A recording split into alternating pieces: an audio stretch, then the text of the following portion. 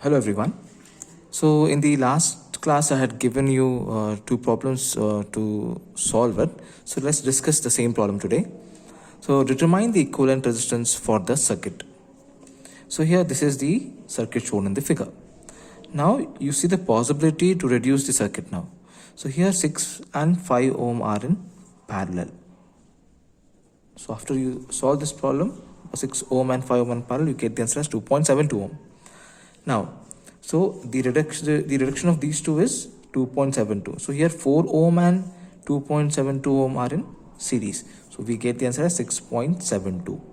So the reduction part of this circuit after solving this part is 12 ohm, 6.72 ohm, 8 ohm, 2.1 ohm, 1.9 ohm. So now again, so these two will be in parallel. So I cannot take this as in series because there is a loop over here. Okay, so 12 ohm and 6.72 will be in parallel. So once you solve this, you get 4.30 ohm. So now reduction of this part is, so 12 ohm parallel to 6.72 ohm, we get 4.30 ohm, which is in series with 8 ohm now. And to this line, there is one more parallel circuit, that is 2.1 ohm and 1.9 ohm. Now these two are in series. So the answer would be 12.3 ohm. So series in the sense we need to add this value of these two resistor value. Again, these two are in series, 2.1 ohm and 1.9 ohm. So again, the answer is 4 ohm. Addition of these two is 4 ohm. Now the 12 ohm, 12.3 ohm and the 4 ohm are in parallel. So the answer will be 3.01 ohm. So that is how you are going to reduce the equivalent resistance of for the circuit. Now let's take the second problem. The resistance R is connected in series with a parallel circuit comprising two resistance of 12 ohm and 8 ohm. Now there is a resistance R which is connected in series with a parallel circuit which are having two resistance of 12 ohm and 8 ohm.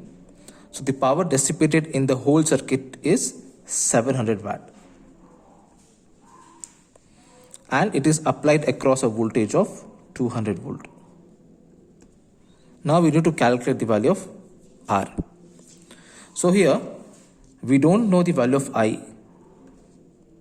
So before that, in order to calculate the value of I, we can use the formula as P is equal to VI. So we know the value of power, we know the value of voltage, so we can easily calculate the value of current.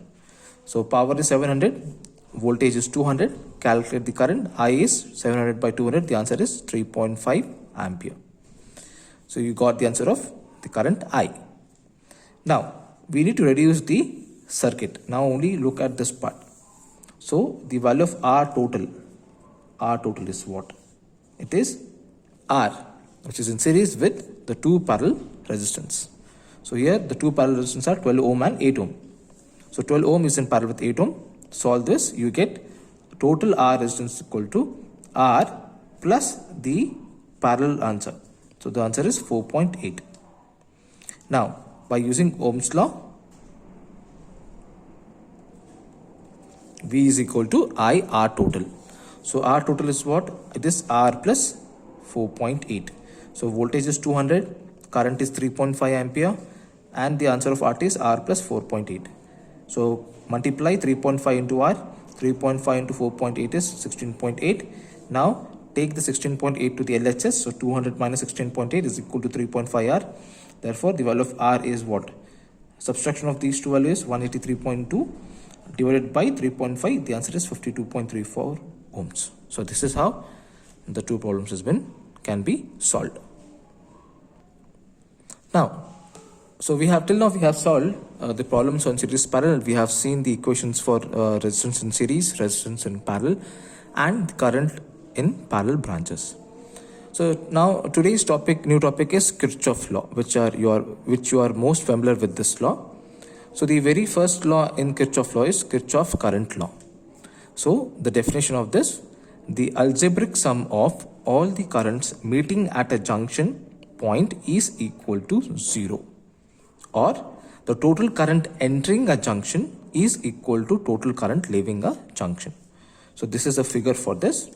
So here, so this is the junction, or you can call it as a node.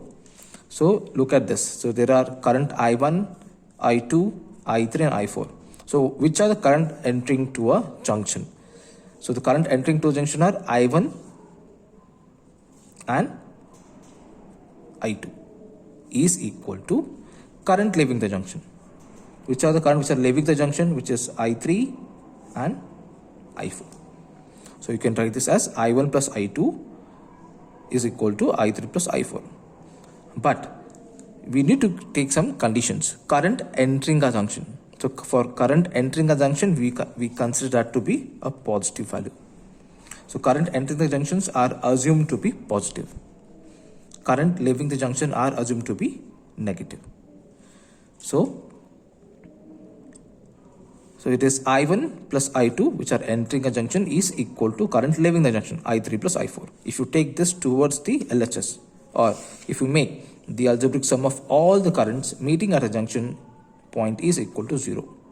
So I1 plus I2 are the entering point, minus I3 minus I4 are the leaving, which are considered to be negative, which is equal to 0.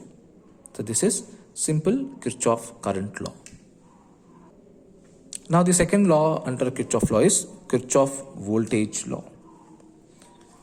So the definition for it: in any closed loop or in a electric circuit, the algebraic sum of all the EMF and the resistive drops is equal to 0. So the equation for this is summation of E plus summation of the voltage drop. This is called as a voltage drop. V is equal to IR. E is equal to 0. Now there are few conditions we have to assume to solve problems on KCL or KVL. So now in this case, we'll be looking at conditions for KVL. So in this condition, the very first condition is that all the voltage rise are taken as positive. The voltage rise is taken as positive and the voltage drop is taken as negative. Okay. So here, what we are going to consider is that if this is the cell, point B and point A, this is negative, this is positive. This is one electric cell. So when the battery is traced from negative terminal to the positive terminal, you assume it to be a voltage rise. It is a voltage rise. It is going from negative to positive. It is going from lower potential to a higher potential. Therefore, the voltage drop EAB is positive. Now, if the battery is traced from positive terminal to the negative terminal, it is a voltage drop. You are moving from higher potential to a lower potential. Therefore, EAB is considered to be negative. So this is the first condition when you are looking at for sum of all the EMF. So all of EMF, it depends upon the voltage rise and the voltage drop. So this is very important. Now we have to look at the voltage drop. So this is only for EMF. We have to look it for voltage drop now. Now the second condition. Now in the second condition, now as I said, so whenever the current is flowing through resistance, it will cause a voltage drop, as we have seen that in a series resistance. So in series resistance, what will happen? The current remains the same. The voltage gets divided to depending upon the number of resistance. So there will be a voltage drop in the resistance. So we are going to consider resistance, which is connected between 2 points A and B, and there is a current flowing in it. So whenever current flows in the resistance, there is a voltage drop. Therefore, that is IRAB is equal to negative. Current IRAB is negative. That is the voltage drop across point A and B. Now, if the current is flowing against the direction of the current, now there is a normal current which is flowing through resistance. If there is one more current which is flowing against the direction of the current, then the voltage drop is considered to be a positive. So the IRAB is considered to be positive. So these two conditions are very important now. So now we will be taking one mesh loop and we'll try to analyze the equation. How do we write the equation for a mesh analysis? So you will come to know this part. You will come to know in this part. So here we have one voltage source, two voltage sources, E1, E2, R1, R2, and R3. So A, B, C, D, E, F. So there is one loop. I am going to consider two loops. So there are two loops here, I1 and I2, right? So this is negative, this is positive, this is positive, this is negative. So as I said, whenever the current flows through a resistance, there will be a voltage drop. So the voltage drop is assumed to be a negative only. Until unless there is a current which is flowing against the direction of the current, that voltage drop will be considered to be a positive. Let's see that. So I'll assume this to be positive, negative. So the current is flowing from in a clockwise direction. The current is flowing in clockwise direction. So if I started from D, so the current is flowing from here. So it is again positive. So there will be a drop. So make it plus minus. Again there is a drop, plus minus. Again it will come here. So let's write the equation for the loop, first loop.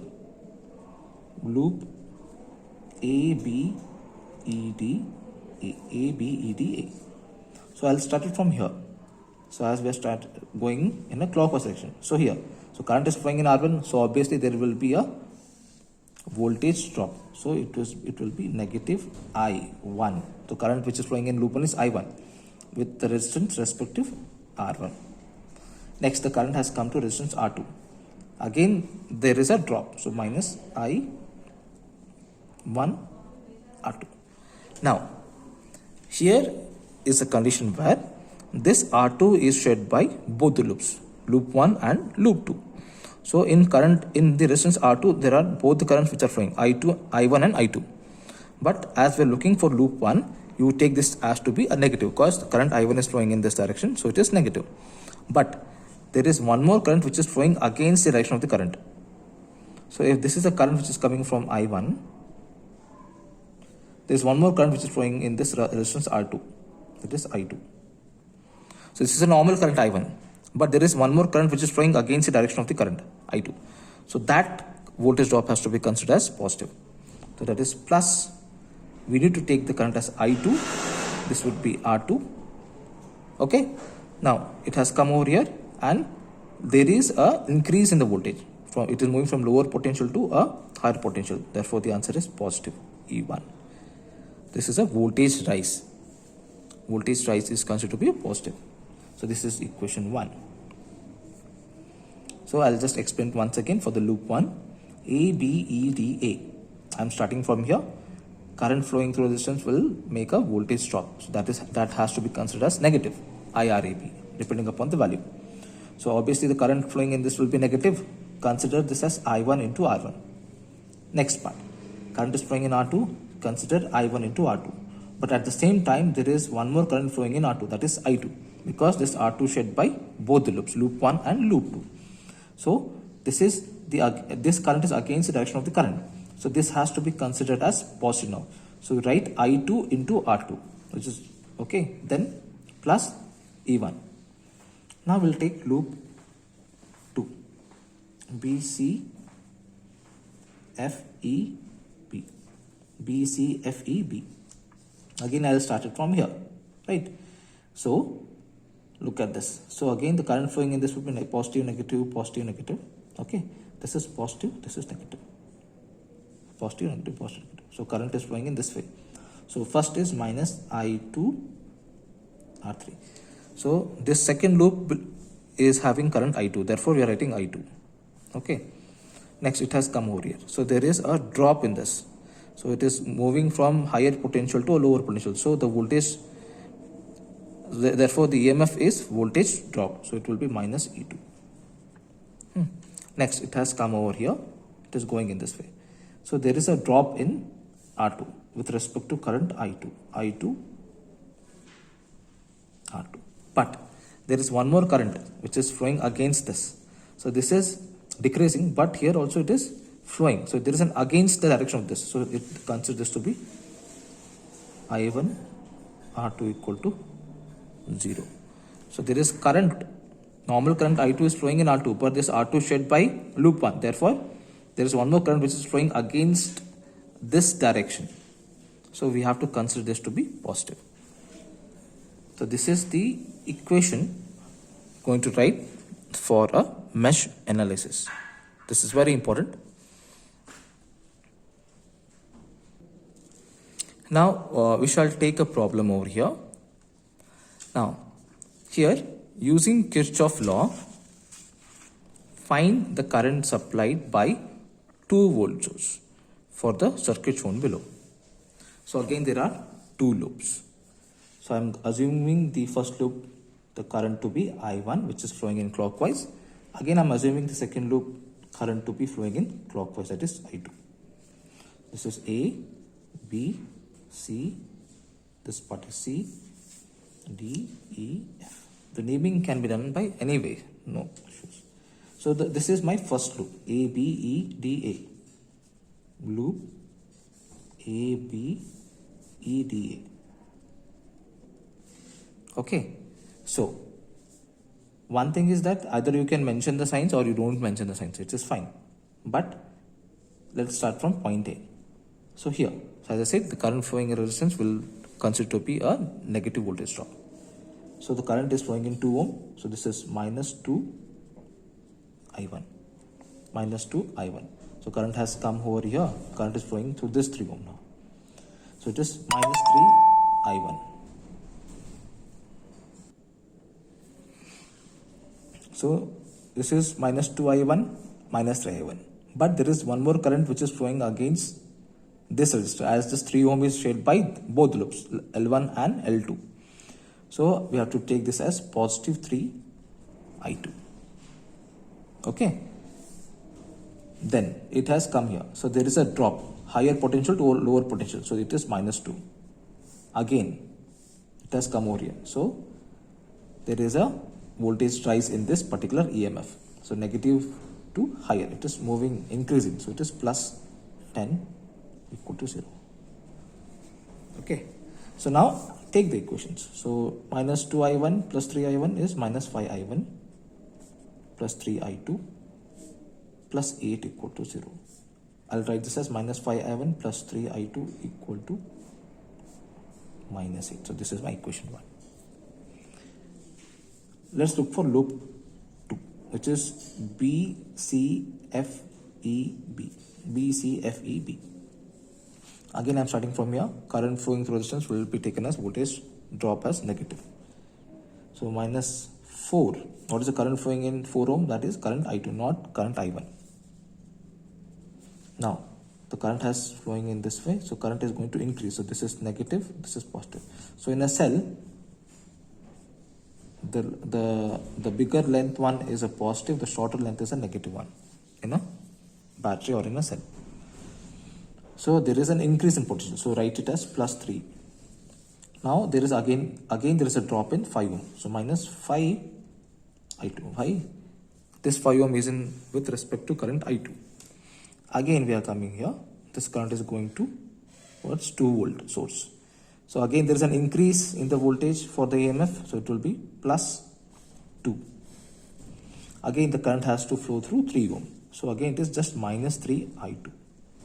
But this 3 ohm is shared by both the loops. Again, in this 3 ohm resistor, there will be current I1 is going to flow against this direction. So it assume this to be 3 I1 equal to 0. So first try to write 3 I1. 3 I1. Now take the I2 value. Minus 4, minus 5, minus 9. Minus 9 plus 3, minus 12. Minus 12 I2. Now plus 5. 3 plus 2 is 5 equal to 0. Now I can write this as minus 3 I1 minus 12 I2 equal to minus 5. So this is my equation 2. So we have to solve these two equations. So you can do it either by Cramer's rule or you can do it by a calculator. Cramer's will take a longer time to solve the problem. But if you use a calculator, which is FX 991 ES, or if you use FX 991 MS, you can use either of these two calculator and you can get the answer. So here I have two equations. Minus 5 I1 plus 3 I2 is equal to minus 8. 3 I1 minus 12 I2 equal to minus 5. This is my equation. So we need to solve these two equations. So here you need to go to the mode and press equation 5. I need to take 5. Press 5. Now here I need to take the equations. So as there are only two values which I have to find. Two unknowns, I1 and I2. So I need to consider only 1. If there are 3 unknowns to be found out, I1, I2 and I3, I need to take second one. So as I have to calculate only I1 and I2, I'm going to take 1. So I will have to go on filling the values over here. So this is the first row, second row, first equation, second equation. So it is minus 5 equal to 3 equal to minus 8 equal to. So I have minus 5, 3 and minus 8. Second is what? 3, minus 12 and minus 5. So I am going to write this as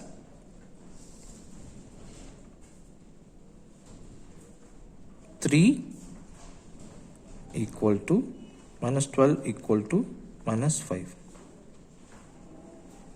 So now press equal. So this is x value. So press this part. So you get the value of I1. So x is nothing but your value of I1, which is 2.17 ampere. If you press the same equal button, you get the value of y. So y is nothing but the value of I2. Press SD. So the value of I2 is 0.960 ampere. Right. So this part is done. So we got the answer for current I1 and I2. But we need to find the current supplied by the 2 volt source for the circuit showed below. So the 2 volt is again shared by these 2 loops, I1 and I2. There are 2 loops. So it is shared by both the loops. So I have found the answer for I1 as 2.17 and the value of I2 is 0.960. But I need to find the current supplied by this 2 volt source. So the current supplied by the 2 volt source can be a difference of I1 and I2.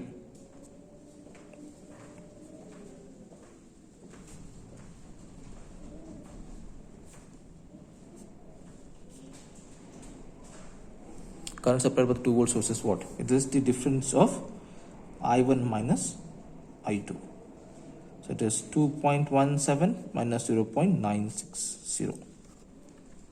Again, I'll go back pressing the mode, press 1. So you have come back to the main screen. It is 2.17 minus 0.960. Answer is 1.21 ampere is the current supplied by the 2 volt source. We shall see a few more problems in the next class. So kindly go through the problem and the conditions which are given for Kirchhoff current law. Thank you.